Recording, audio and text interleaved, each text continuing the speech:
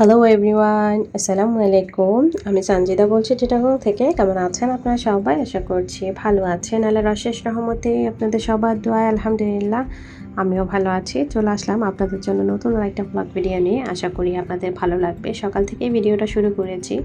সকাল সকাল গাছে পানি দিতে গিয়েছিলাম। গাছগুলো অনেক বেশি শুকিয়ে গেছে। টিপটিপ বৃষ্টি পড়ছে, কিন্তু তারপরও কেন জানি চারদিক মানে খুবই শুকনো আর কি।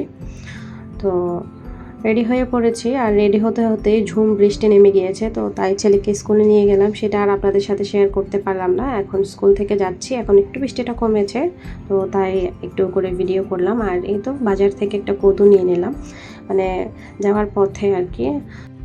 জামাল খানের শিরিগোড়া নামক একটা জায়গা আছে, ওখানেই ভ্রাম্যমান বাজার বসে, তো ওখান থেকে নিয়ে নিলাম মিষ্টি কদুটা, যেহেতু বিড়ালদের খাবার লাগবে।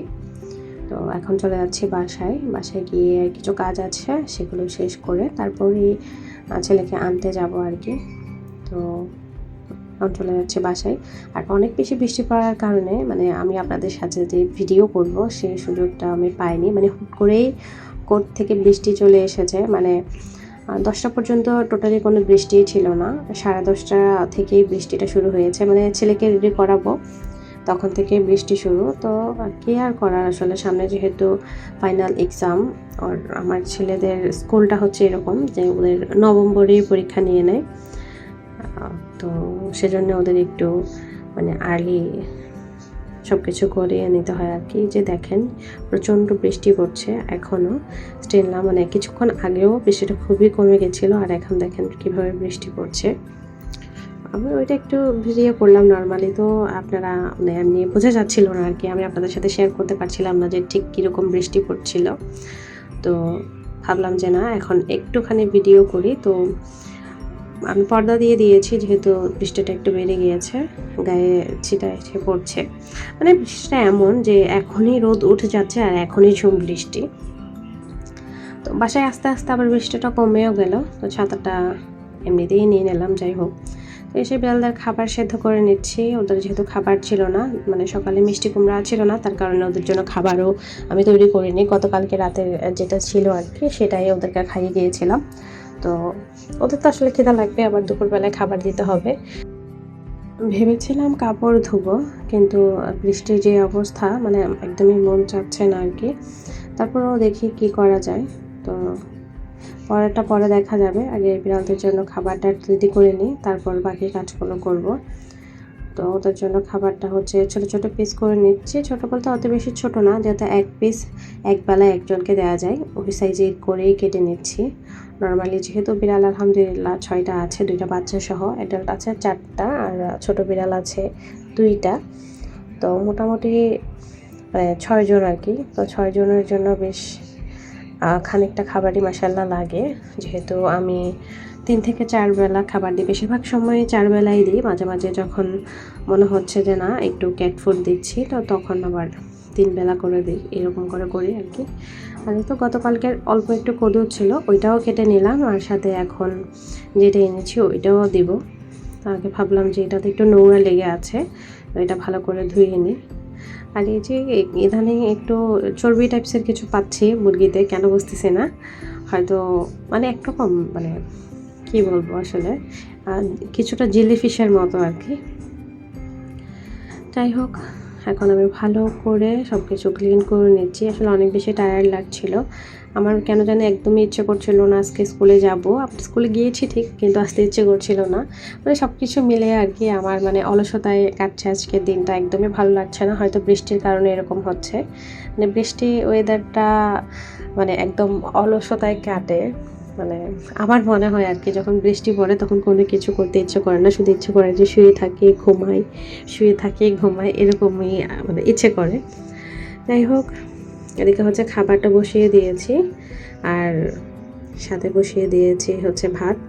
এবারে ভাতও রান্না করে চলে যাব, যাতে এসে মানে খেয়ে নিতে পারে আর কি। নর্মালি মানে বাসায় আস্তে আস্তে তো অনেক বেশি লেট হয়ে যায়, বা আমি না আসলে তখন আমার শাশুড়ি মা রান্না করেন। তো আমি যখন এখন চলে আসি, তো এখন আমি রান্না করি, বা আপনাদের ভাইয়া যখন ভাত নিয়ে যায় তখনও আমি রান্না করে ফেলি সকালবেলায়।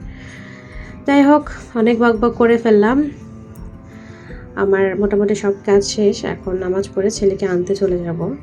এখন আর কোনো কাজ নেই, যেহেতু কাপড় ধোয়া নেই অত কাজও নেই আর কি। তো এখন চলে যাচ্ছি ছেলেকে আনতে। আর খালটাতে একদম মানে জোয়ারের পানিতে টইটুম্বর হয়ে গিয়েছে, একদম পানিটা ভরাট হয়ে গিয়েছে দেখলাম। আর কিছুক্ষণের মধ্যেই হয়তো জোয়ার আসবে যদি বৃষ্টি পড়ে। তো আশা করি এখন আর বৃষ্টি পড়বে না, কারণ রোদটা প্রায় মানে কি বলবো অনেক কড়াই এসেছে। তো যেটা ভেবেছিলাম সেটাই, আলহামদুলিল্লাহ আর বৃষ্টি আসেনি। কিন্তু এখন বৃষ্টি এসে কোনো লাভও নেই, মানে এখন আর তো কাপড় চোপড় এসব ধুয়ে রোদে দিব ওই সময়টা তো আর পাবো না, এখন পড়লেও কোনো সমস্যা ছিল না। যাই হোক, ছেলেকে নিয়ে এখন চলে যাচ্ছি বাসায়। আর আমার ছেলে আজকেও বায়না করছে যে তার বাবা কেন আসলো না তাকে নিতে। সে ভেবেছিল প্রত্যেক দিনই তার বাবা তাকে আনতে যাবে বা দিতে যাবে, বাচ্চা মানুষ আর কি, যখন যেটা মাথায় আসে। যাই হোক, বাসায় এসে একটু ফ্রেশ হয়ে নিলাম, ছেলেকে মুখ হাত ধুয়ে নিলাম। আর এখন হচ্ছে খাবো ভাত। আমি আমার জন্য একটা ডিম পোস্ট করে নিয়েছি, আর আমার ছেলের জন্য হচ্ছে মুরগি নিয়েছি। আর সে এসে মাত্র তো টিভি দিয়ে দিয়েছে, মোটামুটি এখন তার ফেভারিট হচ্ছে মোটু পাতলু, একটু ওইটাই দেখে। মোবাইল তো দেখে না আলহামদুলিল্লাহ প্রায় 6 থেকে 7 মাস, মানে স্কুলে দেওয়ার পর থেকেই আর কি আমার ছেলেকে মোবাইলটা দেখানো একদমই কমিয়ে ফেলেছি। এদিকে ও ঘুম, তো ভাবলাম যে ওর টেবিলটা একটু ক্লিন করে নিই। মানে আমার আর ঘুম আসেনি ইদানিং, কেন জানি ঘুম আসে না, মানে দুপুরবেলাটা একদমই ঘুমাতে ইচ্ছে করে না। শুয়ে থাকি ঠিকই, কিন্তু ঘুম আসে না, কারণ স্কুল থেকে এসে ভাত খেতে খেতে 4টা 10 হয়ে যায়। তো শুলে তো আর তাড়াতাড়ি মানে সাথে সাথে ঘুম আসে না আর কি। নর্মালি আমি শুইলে, যখনই শুই, দিনের বেলা হোক বা রাতের বেলা, 40 মিনিট 1 ঘন্টা এরকম সময় লাগে। শুধু আমি এদিক থেকে এদিক, এদিক থেকে এদিক, মানে ওরকম করতে করতেই মানে সময়টা চলে যায়। তারপরে গিয়ে আমার ঘুম আসে, তো তাই আর দুপুরে ঘুমানো হয় না। আর এই তো আমার ছেলের জন্য আসলে নতুন শার্ট এনেছে ওর বাবা, তো ওইটা ওর টেবিলেই ও রেখে দিয়েছিল, ওইটা আমাকে ধরতে দিচ্ছিল না, বলছিল যে এটা টেবিলেই থাকবে।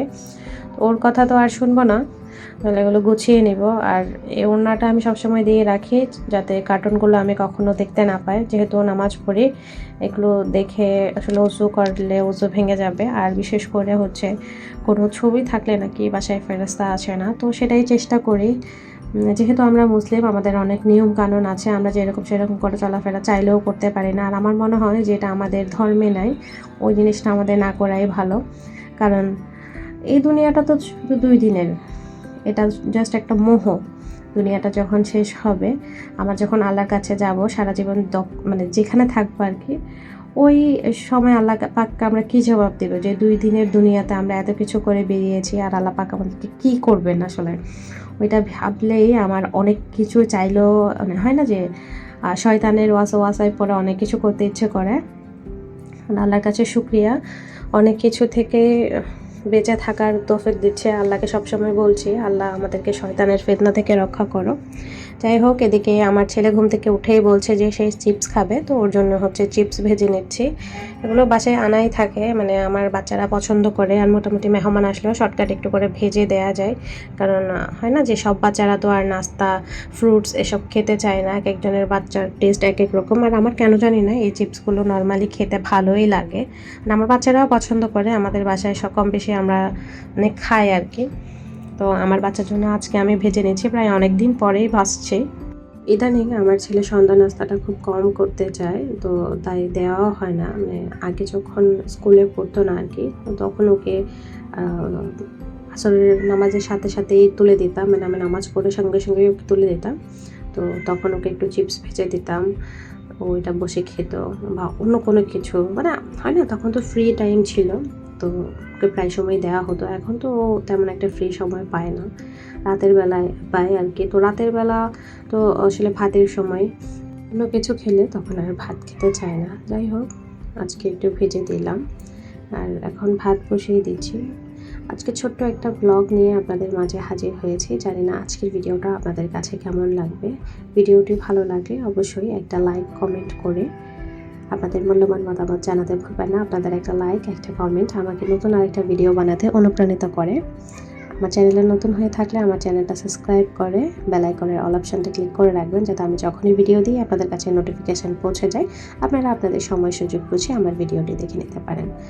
তো চাউল ধোয়া প্রায় হয়ে গেছে, এখন ভাতটা বসিয়ে দিব। আর আলহামদুলিল্লাহ পানিটা মোটামুটি বসেছে। আসলে যখন ছাড়ি তখনই পানিটা একটু লাল থাকে, পরে আস্তে আস্তে পানিটা পরিষ্কার হয়ে যায়, যেহেতু মোটরের পানি আর কি। দেখতে দেখতে ভিডিওর শেষ পর্যায়ে চলে এলাম। আজকের ভিডিওটা এখানেই শেষ করছি। ইনশাআল্লাহ দেখা হবে নেক্সট কোনো ভিডিওতে। ততক্ষণের জন্য সবাই ভালো থাকবেন, সুস্থ থাকবেন, আমার পরিবারের সকলের জন্য দোয়া রাখবেন। আল্লাহ হাফেজ। আসসালামু আলাইকুম।